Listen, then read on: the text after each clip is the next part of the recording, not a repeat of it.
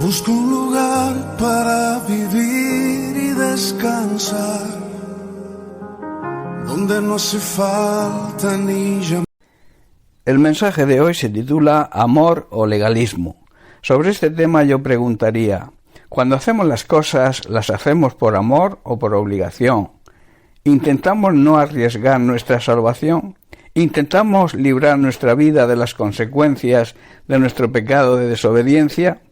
Para analizar este tema, vayamos al libro de Jonás, donde vemos que Jonás ora 2 veces a Dios. La primera vez lo hace cuando estaba en el vientre del pez, y lo vemos en Jonás capítulo 2, versículos del 1 al 4, donde leemos: Entonces oró Jonás al Señor su Dios desde el vientre del pez, y dijo: Invoqué en mi angustia al Señor, y él me oyó. Desde el seno del Seol clamé, y mi voz oíste. Jonás oró diciendo: En mi gran aflicción clamé al Señor, y él me respondió. Desde la tierra de los muertos, o sea, el Seol, donde habitan los muertos, el vientre del pez simboliza la muerte espiritual en la que mucha gente se encuentra por su desobediencia. Y añade Jonás: Te llamé, y tú, Señor, me escuchaste. Versículo 3: Me echaste a lo profundo, en medio de los mares, y me rodeó la corriente. Todas tus ondas y tus olas pasaron sobre mí. Me arrojaste, está diciendo Jonás, a las profundidades del mar, y me hundí en el corazón del océano. Las poderosas aguas me envolvieron, tus salvajes y tempestuosas olas me cubrieron. Entonces dije: Desechado soy de delante de tus ojos, mas aún veré tu santo templo. Entonces Jonás dijo: Oh Señor, me has expulsado de tu presencia, aún así volveré a mirar hacia tu santo templo. Jonás se sintió echado de la presencia de Dios y pensó que no volvería a ver su santo templo. En esta primera oración, Jonás le pide a Dios que le devuelva a la vida y que le ayude a salir de la muerte espiritual por su pecado de desobediencia en el que se hallaba. La segunda vez, Jonás oró de la siguiente manera. Lo vemos en Jonás capítulo 4, versículos 2 y 3. Vemos como una oración de reproche hacia Dios cuando Dios decide perdonar a Nínive. Y oró al Señor y dijo: Ahora, oh Señor, ¿no es esto lo que yo decía? O sea, ¿no tenía yo razón estando aún en mi tierra? Por eso me apresuré, me di prisa a huir a Tarsis, porque sabía yo que tú eres Dios clemente y piadoso, tardo en enojarte y de gran misericordia, y que te arrepientes del mal, cambias de parecer sobre el hacer el mal. Ahora pues, oh Señor, te ruego que me quites la vida, porque mejor me es la muerte que la vida. Estaba tan enfadado con Dios por haber demostrado su amor y misericordia, así es como reaccionan los legalistas, que prefiere morir que seguir viviendo. Aquí Jonás se refiere, claro está, a la muerte física. Como hemos visto, la primera vez le pide que le salve la vida y la segunda que se la quite. ¿Qué explicación tiene esta contradicción? La explicación es la siguiente. En la primera oración, Jonás se da cuenta de que la situación en que se encontraba la había provocado él mismo por su desobediencia y de alguna manera le estaba pidiendo perdón a Dios. Jonás estaba priorizando que Dios le librara de las consecuencias de su pecado. Pero hermanos, esto no es arrepentimiento sincero, sino miedo a las consecuencias, miedo a la condenación. Y si observamos, la oración la hace intentando agradar a Dios, cuando dice: En mi gran aflicción clamé al Señor, y Él me respondió. Desde la tierra de los muertos te llamé, y tú, Señor, me escuchaste. En la segunda oración brota lo que realmente siente Jonás en su corazón.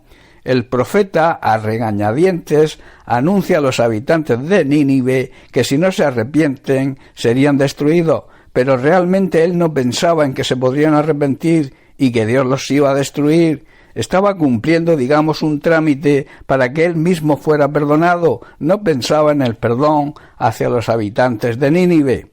Pero el caso es que se arrepintieron todos, comenzando por el propio rey. Entonces Dios, que su esencia es el amor, la misericordia, y que no hace acepción de personas y que perdona cuando hay un arrepentimiento sincero, los perdonó, y esto enfureció mucho a Jonás.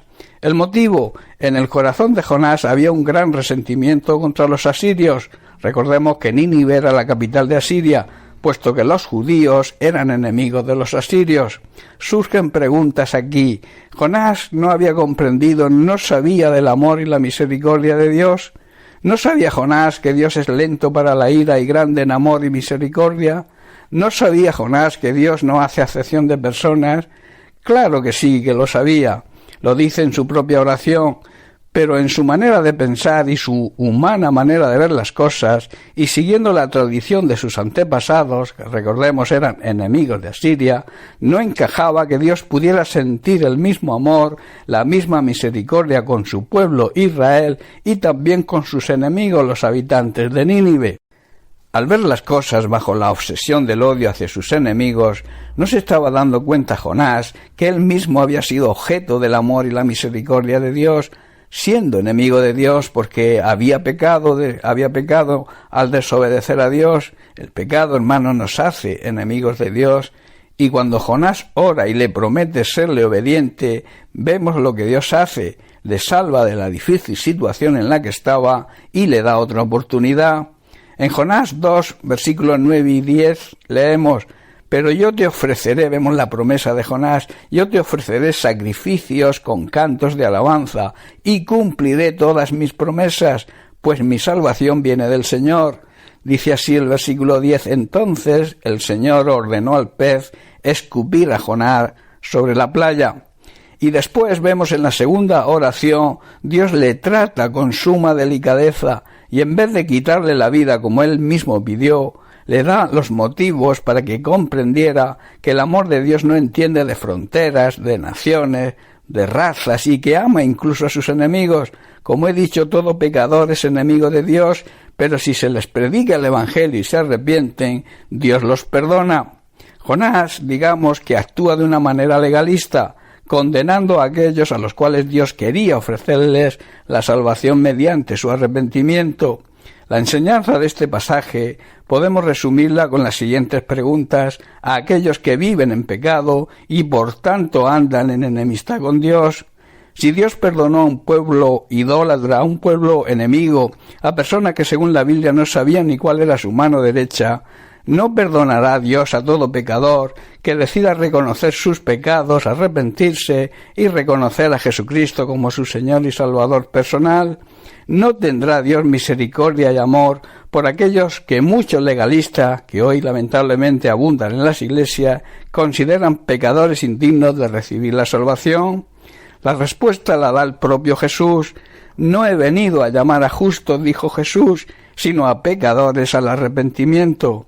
Si te consideras pecador y decides arrepentirte, debes saber que este es el primer paso para la salvación de tu alma.